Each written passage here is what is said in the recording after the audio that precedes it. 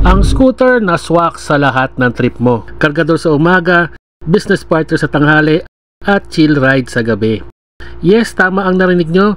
Ang bagong scooter ng Kymco na versatile at compact, yan ang Kymco $150. SRP po nito ay nasa 127,800 at available po ito sa cash and installment with 3 color options: Stucco Lake Green, Pearly White, and Flat Black. Una nating nakita itong scooter na to sa Makina Moto Expo sa SMX Convention at masasabi ko na napaka-cute niya, very versatile, compact, kahit sino pwedeng gumamit nito. Sa headlight area nito, napaka-unique ng design niya, kahuwig kay Wall-E. Oval shape with DRL or daily running light at naka-LED headlamp, kaya malakas pa rin ang ilaw nito. Meron ding front rack na pwedeng paglagyan ng half-face helmet, naka-telescopic fork, naka-disc brake sa harap with dual piston caliper at merong gulong na 90x90x12 with tubeless tires. Mga hand lever switches nito, pinasimple lang. Sa bandang kaliwa, passing light, high and low, at busina. Sa kanan naman, hazard switch, kill switch, and push start. Meron itong interactive digital display, napaka-cute, oval shape, at lahat ng informations andyan na, such as speed gauge, fuel meter, trip meter, voltmeter, service turn signals, headlamp, and timer indicator. Naka-shutter lock key system. Sa ilalim nito, may pocket carrier para sa mga drinks at iba pang pwedeng ilagay na mga malilit na bagay.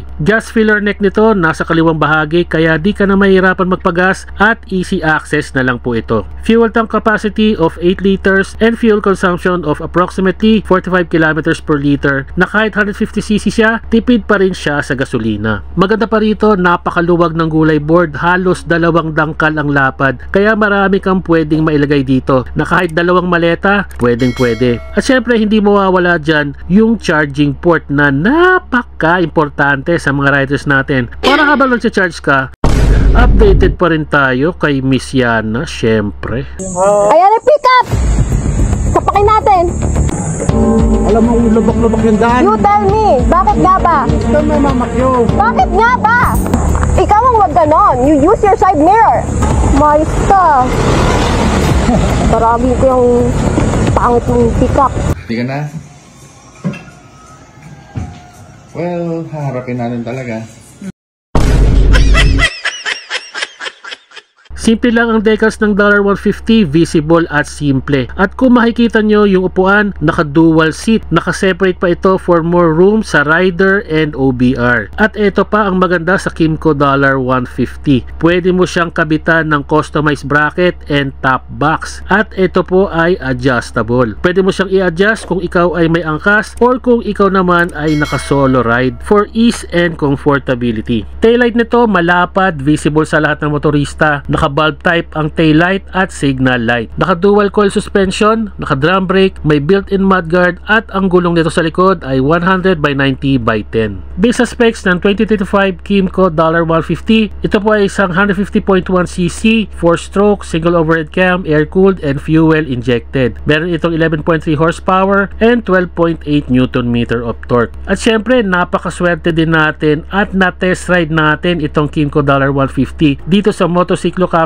here at Sampaloc, Manila. And during our test ride, ito po ang aking final review. With regards sa handling, yes, maganda ang handling niya, stable and straight. Pati sa cornering, smooth siya. Handle grip nito, hindi siya madulas, makapit at tama lang ang lapad ng naked handlebar niya. Sa upuan naman niya, komportable, hindi masakit sa puwet pagdating sa mga sudden stop. Braking system nito malakas dahil naka-disc brake sa harap at drum brake sa likod, kaya kumakagat agad yung preno nito. Pagdating naman sa suspension, wala naman akong problema dahil nagbabounce ng maigi at hindi ganon kakaldag pagdating sa mga lubak. Sa headlight, taillight and signal light, visible naman siya. Meron ding hazard. Pagdating naman sa weight ng $150, kung ako ay isang bagong scooter owner nito, hindi siya ganon kabigat. 125 kilograms lang po ito at yung seat height mababa po at nasa 745mm lang at pwede siya sa mga height na 5 flat pataas. Kaya siya pa rin ay user-friendly. Hindi natin siya na i-top speed dahil nasa public road po tayo. Pero yung torque niya, acceptable naman sa isang 150cc. Di ganon kalakas, di ganon kabagal, tama lang siya. Expect nyo na po yan sa isang stock na makina. Pero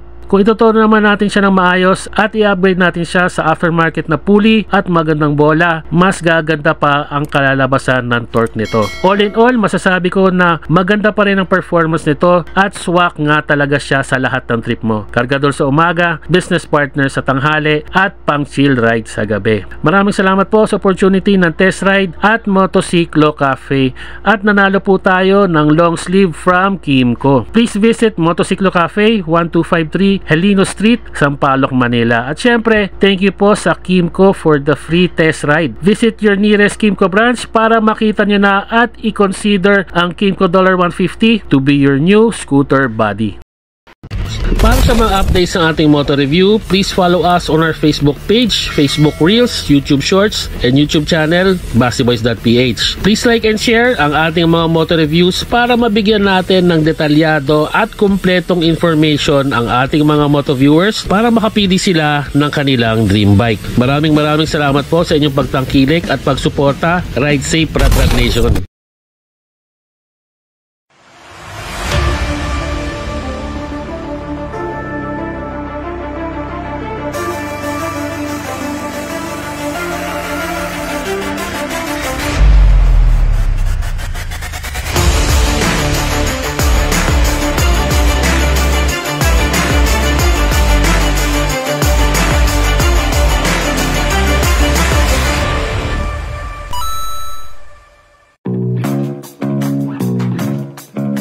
Hello. A scooter designed for all your rides, work, adventure, and everything in between. Load more, ride more, explore more. Big loads? No problem. The Kimco $150 is designed for heavy-duty loads with a spacious floorboard and sturdy rear carrier.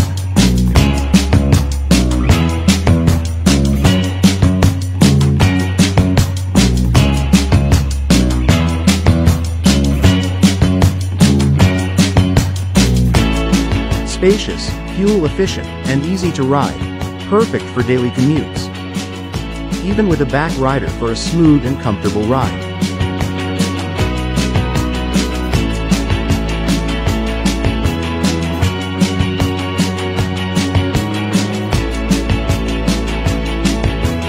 More than just a utility scooter, your partner for adventure, freedom, and fun.